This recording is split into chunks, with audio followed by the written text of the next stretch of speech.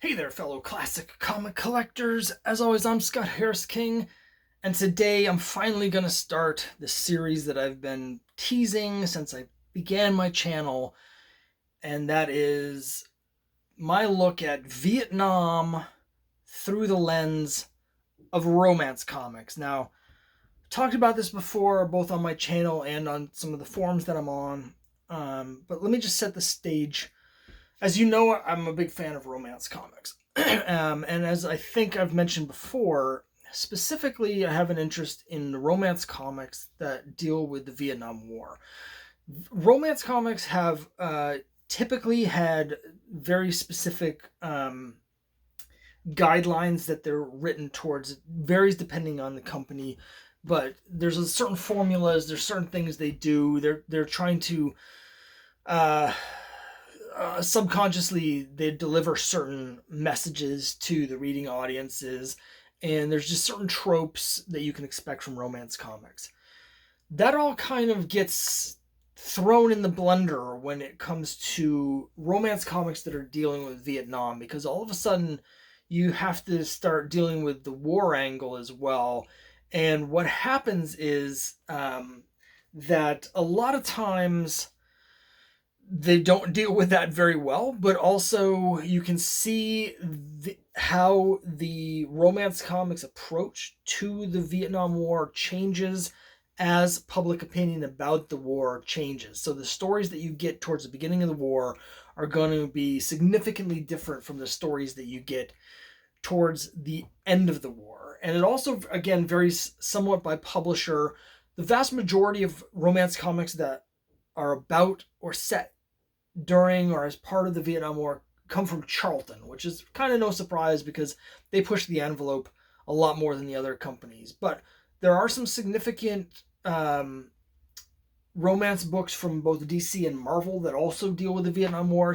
One thing that's interesting is that romance comics as a genre did not exist during World War II. Of course, World War II was when superheroes are really big. Romance books didn't come around until 1947, and what you see is there are romance comics that came out during the Korean conflict, the Korean War.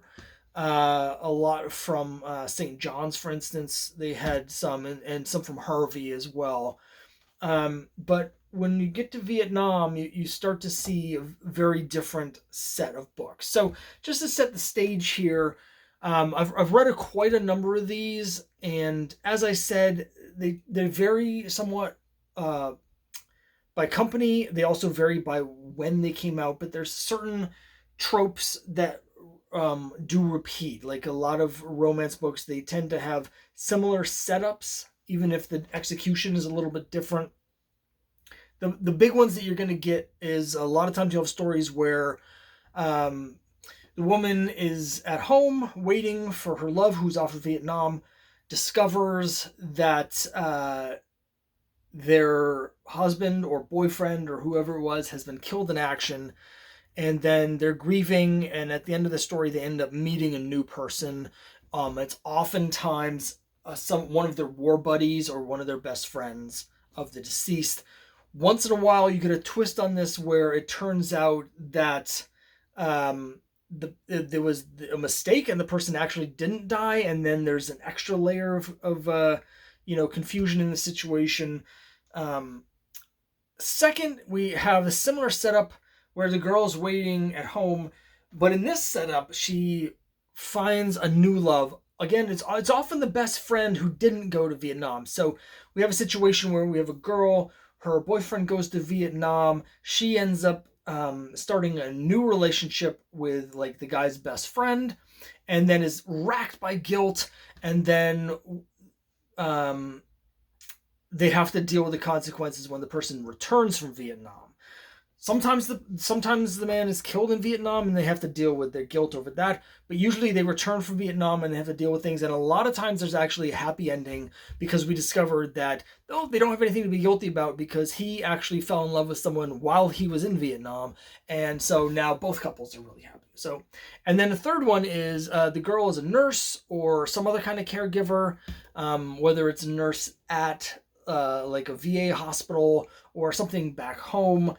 like a field hospital in Vietnam or somewhere overseas, and they develop a relationship with a soldier. Sometimes it's a one-sided relationship. Sometimes it's a mutual relationship, and a lot of times they don't actually end up together. But the soldier ends up getting a new perspective, finds new hope on things because of the way they interacted. Those are kind of the basic ones that you get throughout. But at the beginning of the war, in particular, when the companies are first dealing with things, you get some other stuff. In particular, there's a fourth thing that I've identified in a number of these, which is where this is mostly at Charlton. These are books where there's a distinct pro-war message that is delivered by the soldier, because the girl that he's dating is some sort of activist that's against the war, and basically he has to tell her and all of her activist friends how wrong they are for opposing the war and opposing their nation. And then usually the girl feels bad. Sometimes they break up as a result of this, but usually she sees the error of her ways.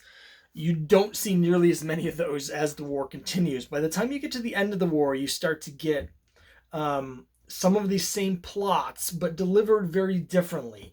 Early on, there's a lot of sort of pro-war messaging, pro-patriotism messaging, and towards the end, there's a lot more nuance in the characters and how they're reacting to things. There's a lot more sadness, a lot more death and loss and grieving. So it's really interesting. Now, on a personal level, this is of particular interest to me because my father served in Vietnam. He and my mother met in high school. She graduated in 1965 from high school. By 65, my dad had volunteered to join the Marines because he knew, based on they had done like the lottery, he knew his number was coming up. He didn't want to be drafted. He wanted to go into a more elite group. So he joined the Marines, which my grandfather was in the Marines during World War II. And so he joined the Marines. He served 2 tours, 2 combat tours in Vietnam, and was wounded in action and came back in 1968. And my parents were married when he came back. So for me, it's very personal because of a lot of stuff that's being touched on these is stuff that my parents actually went through, and that's one of the reasons why these particular stories have a lot of resonance with me personally. So I'm fascinated to see how comic books and romance in particular was treating the Vietnam War and how you see the shifting stuff. So we're going to start off with what is the earliest DC story that I've identified. There may be earlier ones. I haven't read all the DC books. There's so many of them, similar with Charlton. I'm finding more and more early examples. Just this, again, before I get to this, the big one from Marvel is the earliest one that I know about, and it's an ongoing multi-issue story arc that goes through multiple titles at Marvel. Both Patsy Walker and Patsy and Hetty. There's a storyline where Patsy's boyfriend Buzz goes to Vietnam and gets wounded in action. I'm going to cover that soon. I've been promising that for a while. I finally finished my runs of those. I haven't had a chance to read them. Once I do, I'll do that. Over at Charlton, that was in 1965 when that story came out from Marvel. I have some Charltons that are almost that early. I think late 65 and into 66, I've got a couple Charltons that have Vietnam stories. The Charlton ones are harder to find because they're not always on the cover. So some of the, usually if it's Marvel or DC and a lot of Charltons, they'll have covers that relate to the Vietnam War. But early on in particular, that's not always the case. And I've found some when I'm going through some of my older Charltons that actually have stories about Vietnam that are not mentioned on the cover. So there may very well be earlier ones that I'm not familiar with. I should also mention that I have an issue of Sue and Sally Smith Flying Nurses from 1962, which is set in Vietnam. That series is a little bit different because while there are romantic elements to it, it's also a medical drama. But I will be getting to that when I have a chance to read it. But all of that said, I just took 10 minutes to set the stage here for one of my favorites for several reasons, and it's the big DC story about Vietnam, and it's in Girls' Romances 127 and 128. Now, my copy of 127 is also, it's great, has a date stamp on it. It's July 13th, 1967. And this soldier is saying, do yourself a favor. Forget I ever lived. Forget you ever loved me. And she's crying and she says, it's too late, darling. Too late. What was the terrible secret that kept them apart, that made her cry? We'll never meet again. Now you can see from the background here that part of this story actually takes place in Japan. And here's part 2. How long can you go on loving him after his last goodbye? Read, we'll never meet again. So this is a 2-parter, which is rare for romance comics at this point.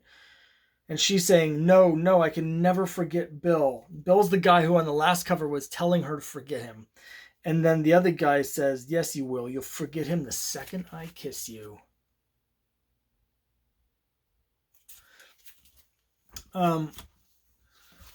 Basically what happens is in this story is that she has this romance with this guy, and he's basically like, oh, forget all about me. I'm going,